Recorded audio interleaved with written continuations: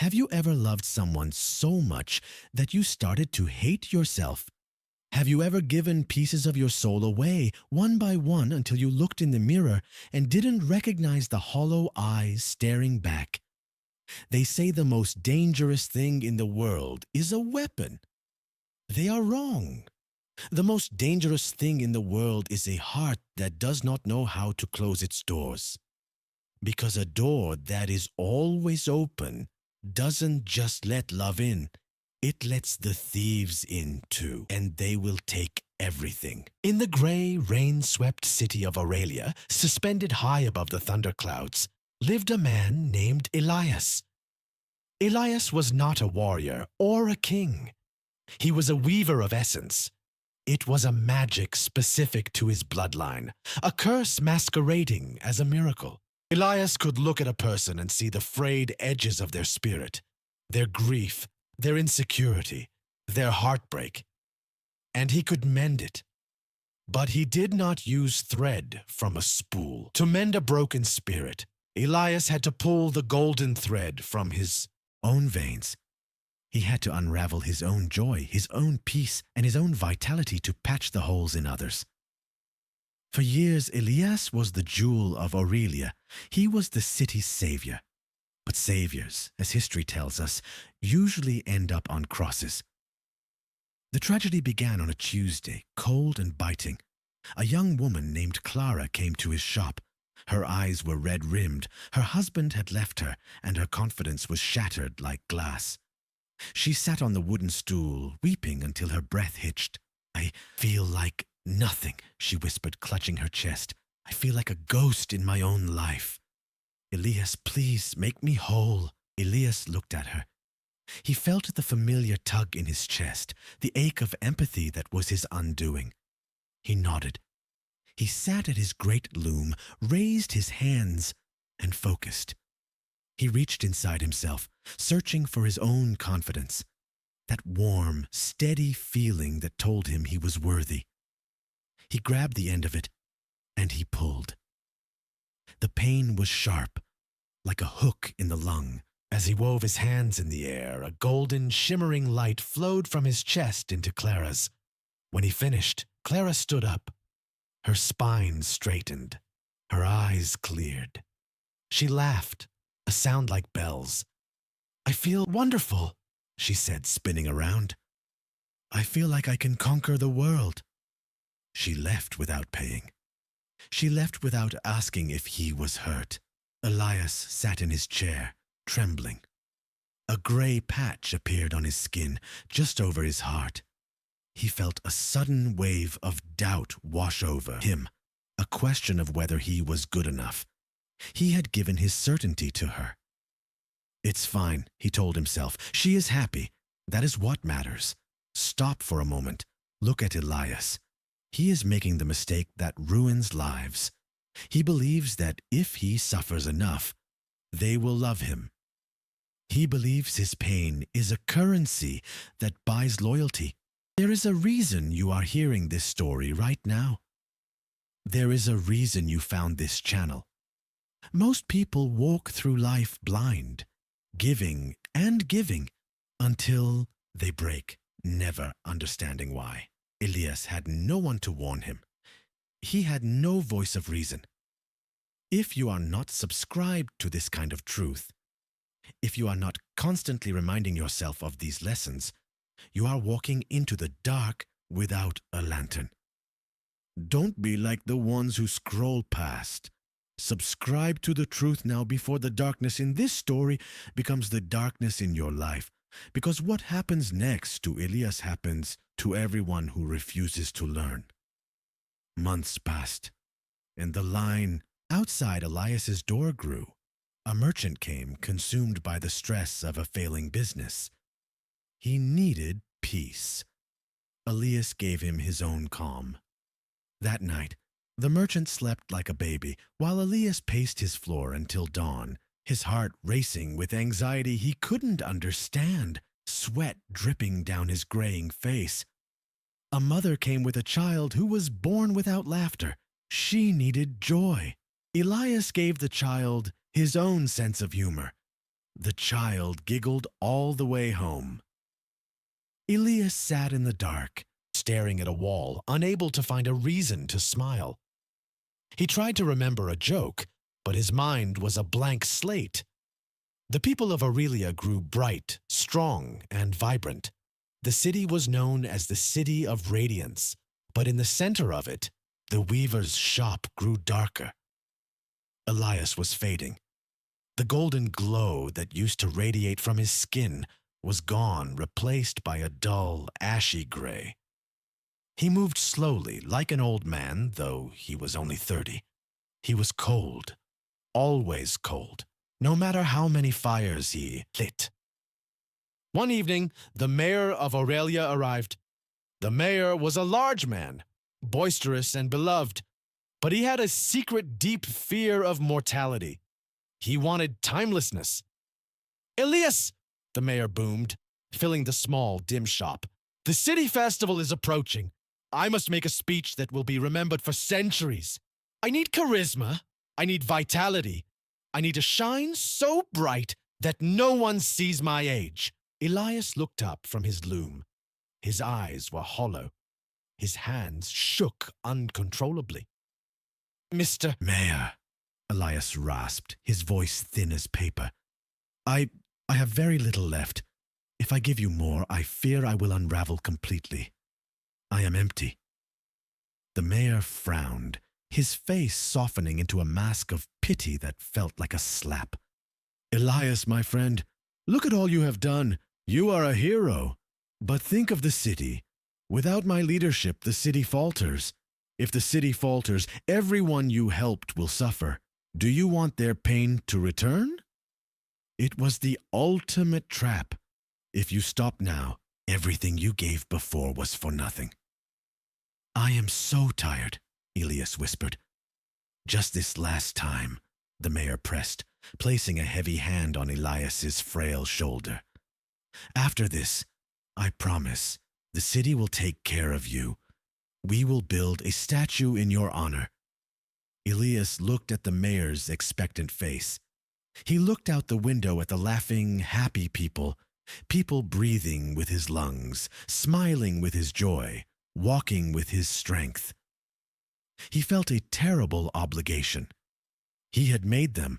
He had to sustain them. "Okay," Elias breathed. He reached deep into the very core of his existence. He found the thread of his life force, the will to exist, the spark that made him human. He gripped it. It burned like holding a live coal. He pulled. The scream never left his throat. It stayed trapped in his chest as the golden light poured out of him in a torrent. It was blinding. The mayor inhaled it greedily, his skin flushing with youth, his eyes sparkling with godlike power. "Incredible!" the mayor shouted, flexing his hands. "I feel immortal!" He turned to the door, eager to show the world his new brilliance. He didn't look back. "Thank you, Weaver. You will not be forgotten." The door slammed shut. The bell chimed cheerfully. Elias sat in the chair. He looked down at his hands. They were translucent like gray glass. He tried to stand, but his legs were smoke. He tried to think a thought, to feel a feeling. Sadness, anger, regret, but there was nothing. He had given away his sadness to a widower 3 weeks ago. He had given away his anger to a soldier a month before. He had given away his hope, his joy, his fear, and now his life. Elias did not die. That would have been a mercy. Instead, he became a hollow. This is the part where you expect someone to come save him. You expect the town to realize their mistake. But life is not a fairy tale. Days passed. The festival began. The mayor gave the greatest speech in history. People wept with adoration. The city celebrated. Not a single person came to check on Elias. Why? Because when you make yourself a doormat, people don't thank you for it. They wipe their feet on you. They forget you are there. A week later, Clara returned. She had torn her dress and wanted a simple repair. She pushed open the door and saw Elias sitting at the loom, staring straight ahead, dust settling on his eyelashes. Elias! She waved a hand in front of his face. He didn't blink. He was merely existing. She poked him. Elias, stop ignoring me. It's rude. After all the praise we give you. She waited. Nothing. Fine, she huffed. If you're going to be sulky, I'll go to the tailor down the street. He's not as good, but at least he listens. She stormed out. The villagers didn't say he was broken. They said he had become arrogant. They said he was lazy. He just sits there, the merchant complained. I asked him for a bit of clarity for my accounts, and he just stared at me. The ingratitude after we made him famous. They stopped visiting. The shop grew dusty. Spiders spun webs over the loom where Elias sat, a living statue of gray ash. Winter came. The shop had no fire. Elias did not shiver. He had no warmth left to lose. One night, a traveler entered the city. He was an old man wrapped in rags, carrying a walking stick carved from blackwood. He was not a weaver of essence, but a collector of truths. He found the shop. He pushed open the creaking door and saw Elias. The traveler stopped. He didn't ask for a favor. He didn't ask for help. He walked up to the gray figure and looked into the empty eyes. "Oh, child," the traveler whispered. "You didn't knit them together. You unraveled yourself." The traveler placed a hand on Elias's cold forehead. He could feel the echo of the immense magic that had once been there. He looked around the room and saw the truth of it, the town that glowed with stolen gold, and the husk left behind. The traveler sat on the floor at Elias's feet. "Do you know why they hate you now?" the traveler asked the silence. Elias did not answer. "They hate you because you are a mirror," the traveler said. "When they look at you, they see what they cost. And people hate to pay for things they convinced themselves were free." The traveler reached into his pocket and pulled out a single rough thread. It was black. It was made of boundaries. It was made of the word, "No, I cannot give you your gold back," the traveler said softly. "It is gone, scattered into 1,000 ungrateful hearts, but I can give you this." He tied the black thread around Elias's gray wrist. "This is the thread of self-preservation. It is not happy. It is not bright. But it is real." The traveler saved Elias because he knew the truth. But who will save you? Elias almost died because he didn't know the value of that black thread. He thought love meant sacrifice. There are thousands of stories like this, thousands of lessons you haven't learned yet. If you are not subscribed to this journey, if you are not part of this community seeking wisdom, you are vulnerable. The world is full of mayors and merchants waiting to take your light. Don't let this be just another video you watch. Make a choice. Subscribe, join us. Because the only way to survive a world that wants to use you is to learn from the stories of those who were used. Don't wait until you are a hollow to look for wisdom. Years went by. Elias remained in the chair, but slowly the golden glow began to fade from the people. The mayor grew old and fearful again. The merchant became anxious. The confidence Clara had waned. They came back to the shop, banging on the door. "Fix us!" they screamed. "It's wearing off! You owe us!" They threw rocks at the window. "Selfish weaver! Come out!"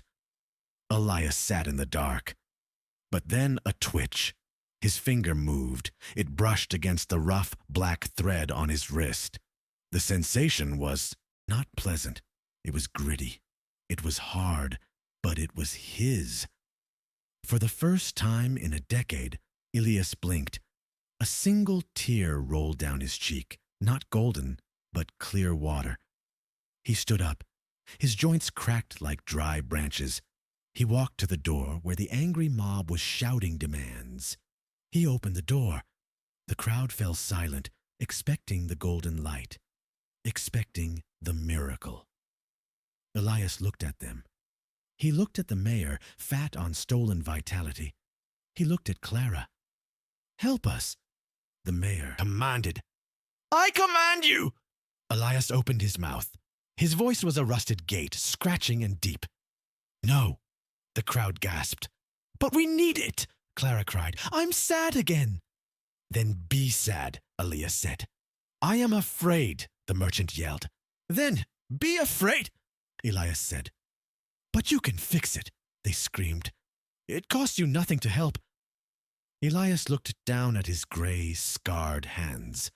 He looked at the black thread on his wrist. "It costs me everything," he said. "And the price has gone up." He slammed the door. He locked it. He went back to his loom. He cut the empty warp from the frame. He picked up a spool of plain, rough wool, gray and scratchy. He began to weave a blanket.